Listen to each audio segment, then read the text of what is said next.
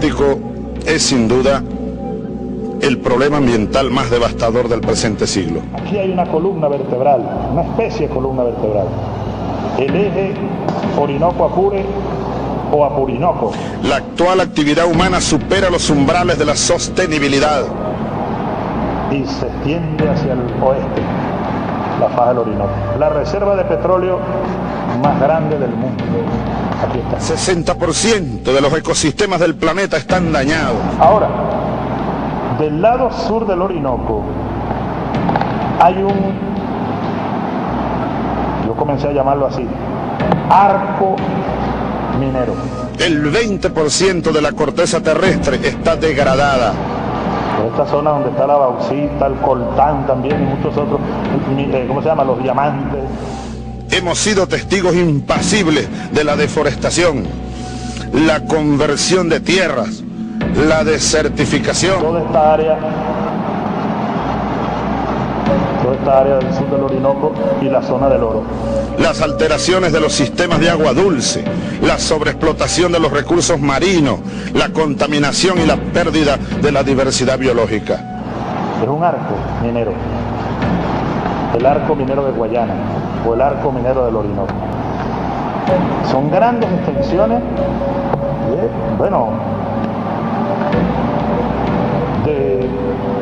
donde reside un gran potencial y un gran poderío económico. El planeta está perdiendo lo que llaman los técnicos, la capacidad para autorregularse.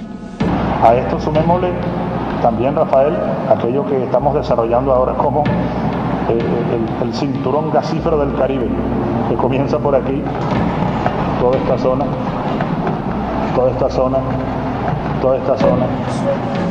La supervivencia de nuestra especie martilla en la conciencia de la humanidad.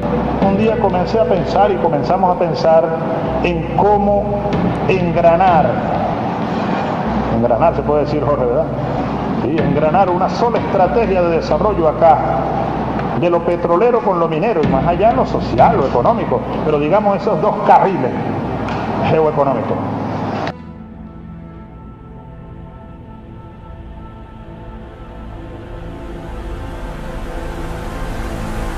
Bueno, ya a esta hora, el presidente de la República de Venezuela, Nicolás Maduro, lidera un encuentro con representantes de empresas, son 130 nacionales e internacionales, para mostrar las potencialidades de desarrollo de proyectos en el arco minero del Orinoco, que está localizado en el estado Bolívar.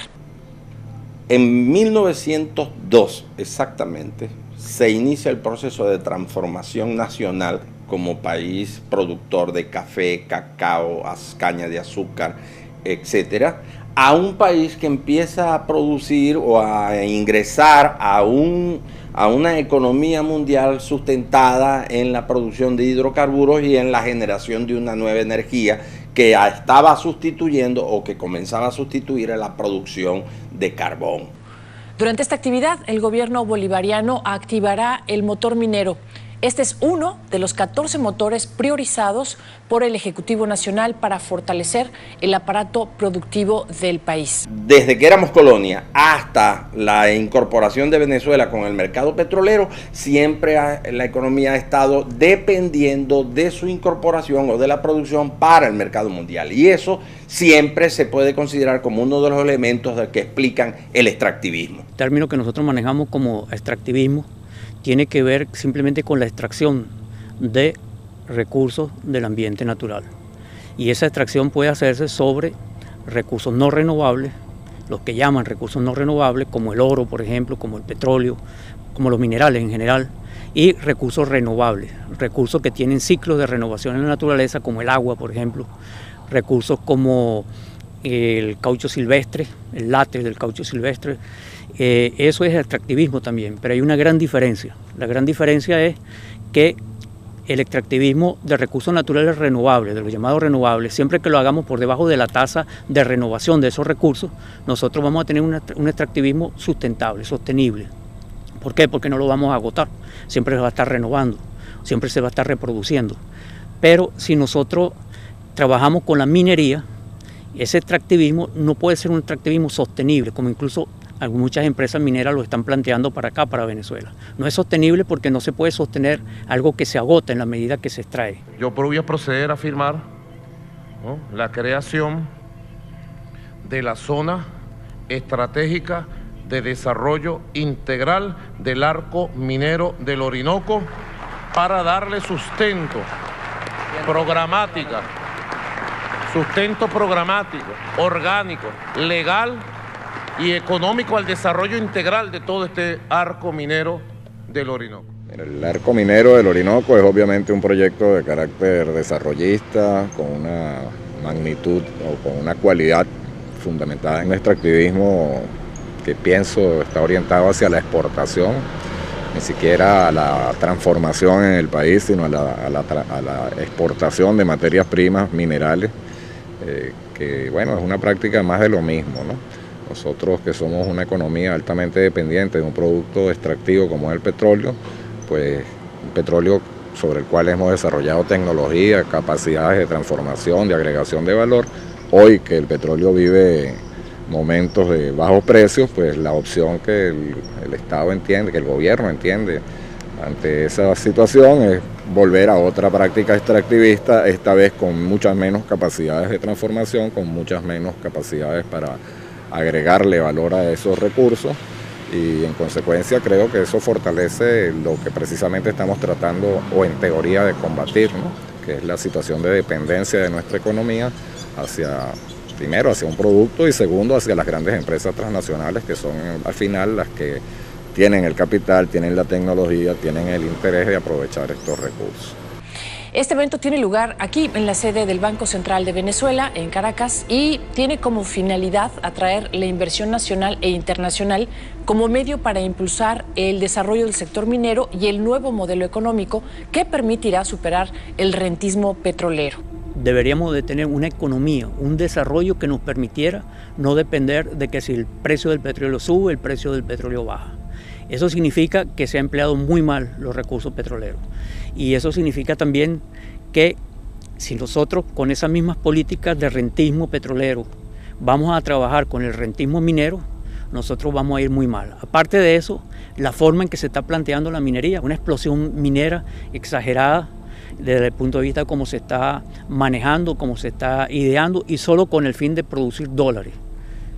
Y eso nos va a traer graves consecuencias desde el punto de vista social, ambiental, desde el punto de vista incluso económico al país. Venezuela nació en Guayana, una tierra inmensa y generosa. Allí, en el corazón de nuestro país, en lo más profundo de nuestra tierra, está el arco minero del Orinoco.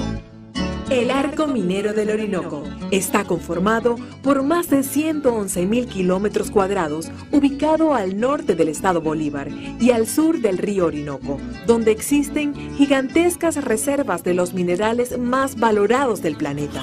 Para los venezolanos, el arco minero del Orinoco es hoy garantía de futuro, porque gracias a él fortaleceremos aún más nuestro desarrollo económico integral y así continuar con el plan del gigante de la patria, apegados a los derechos constitucionales y la conservación del equilibrio ecológico. Yo he visto con mucha preocupación que llevando todo este proceso de 17 años o 15 años, cuando se establece en la Constitución la demarcación, no se ha podido concretar la aspiración de las mismas comunidades. Aquí en Amazonas se da solamente un título, pero totalmente fraccionados, dejando afuera los sitios sagrados, violando la ley de patrimonio cultural, violando la ley del ambiente y otras normas, la ley de parques nacionales, la ley de protección ambiental, la ley penal del ambiente, todas las normas que tienen que ver con derechos territoriales. Y eso ha sido una traba o poca voluntad del Estado de no agilizar el único reconocimiento histórico sería la demarcación de los territorios. Yo quisiera que el presidente de la Corporación Venezolana de Minería nos hiciera también un comentario sobre la importancia de la activación de este motor minero, cómo hemos venido organizando, concatenando todo el proceso para que Venezuela tenga un desarrollo autónomo, soberano, como llaman por ahí por el mundo, amigable con el ambiente. Nosotros llamamos eso un poquito más allá, más profundo, un proyecto ecosocialista. Bueno, minería y territorio indígena yo diría que son dos proyectos contradictorios para nosotros, o sea, dos visiones opuestas de lo que nosotros aspiramos. O sea, nosotros desde la lucha de Orpia y de la Collán consideramos que la minería es sinónimo de muerte, es sinónimo de destrucción de la vida. O sea, por muchas necesidades que podamos tener, no podemos elegir una opción de la minería o el extractivismo porque estaríamos asesinando nuestra tierra, estaríamos asesinando a nuestra familia. A largo plazo, por muchos beneficios económicos que podamos recibir, podamos tener una lancha, un motor, un vehículo, comprar un avión, al final no vamos a tener dónde vivir, no vamos a tener qué comer porque no nos gusta vivir en otra parte. Estamos acostumbrados a vivir aquí. Le pasa a la mayoría de los indígenas. Entonces creemos que la minería es un proyecto de muerte, no es una alternativa. No es una alternativa de desarrollo. Son 111.000 kilómetros cuadrados. De punta a punta, del Esequibo hasta nuestra hermana Colombia. Y si sumamos Orinoco Norte, 64.000 kilómetros cuadrados. Orinoco Sur, el arco minero, 111.000 kilómetros cuadrados. Estamos hablando de 175.000 kilómetros cuadrados de desarrollo integral, petrolífero, minero, agrícola, humano. Ese es el centro de la agenda económica bolivariana. Previo a eso, se viene construyendo desde los 90, lo que se llama la IRSA, que son las infraestructuras de integración regional de Sudamérica.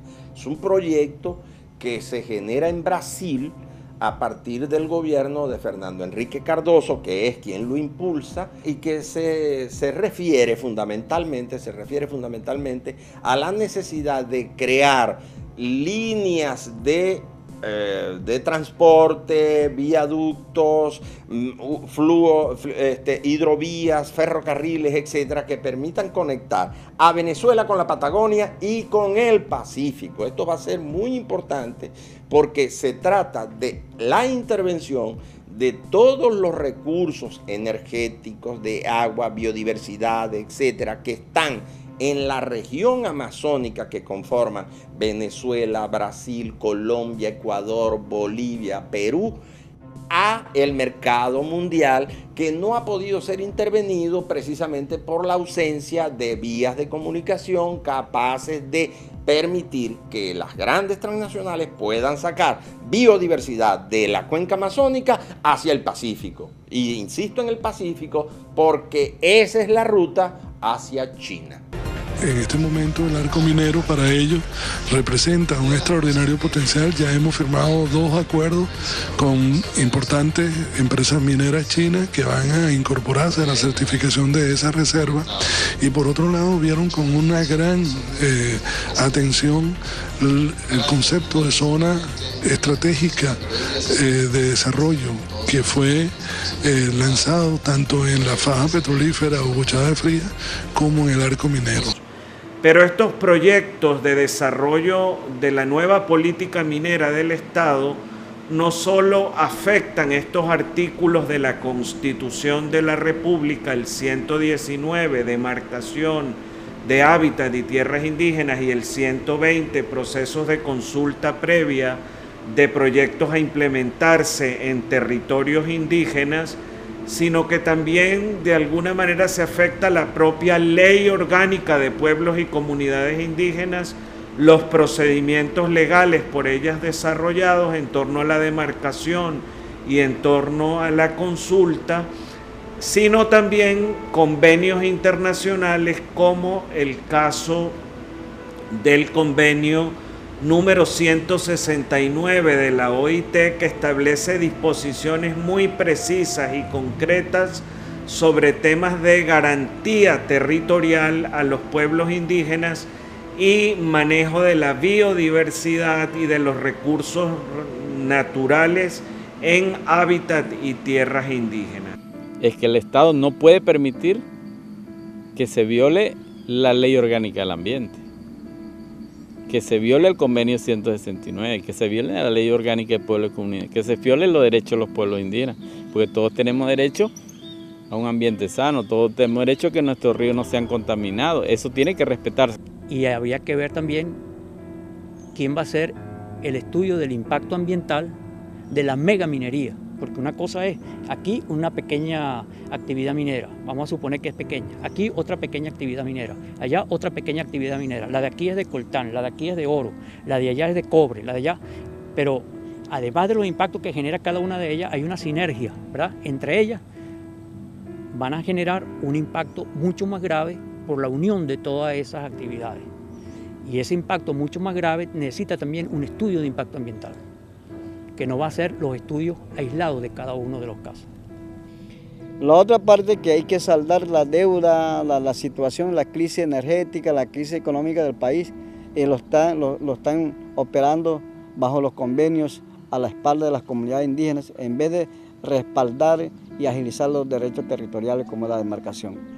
El decreto que crea el arco minero, así como el decreto que amplía la producción carbonífera en la región de La Guajira, el Guasare y el río Socuy, están sustentados en dos cosas. Número uno, en el dominio territorial por fuerza militar, es decir, los proyectos de extractivismo están siendo resguardados por un orden político que es militar. Es una forma jurídico-política que estableció el gobierno de Augusto Pinochet en Chile, precisamente cuando se fueron a instalar los grandes proyectos extractivistas agrícolas en territorio del pueblo mapuche. En la actualidad, la lucha de los mapuches, por ejemplo, en Chile, está generando o ha generado el hecho, basados en esa ley y en esos decretos, que los mapuches sean considerados, por defender su derecho territorial y sus espacios, están siendo considerados y son juzgados como terroristas. Entonces,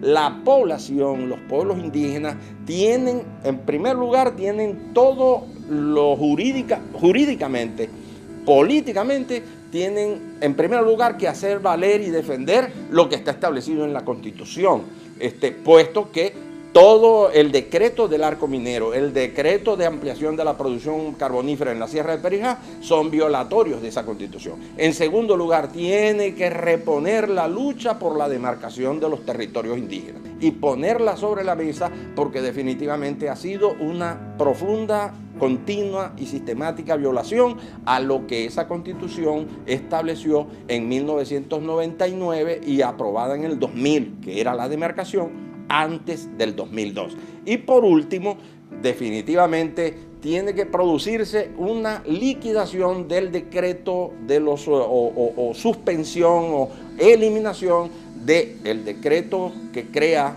lo hizo Chávez en 2010, que crea los distritos militares, y ningún distrito militar en zona indígena puede darse sin consulta de los pueblos indígenas y sin participación de los pueblos indígenas.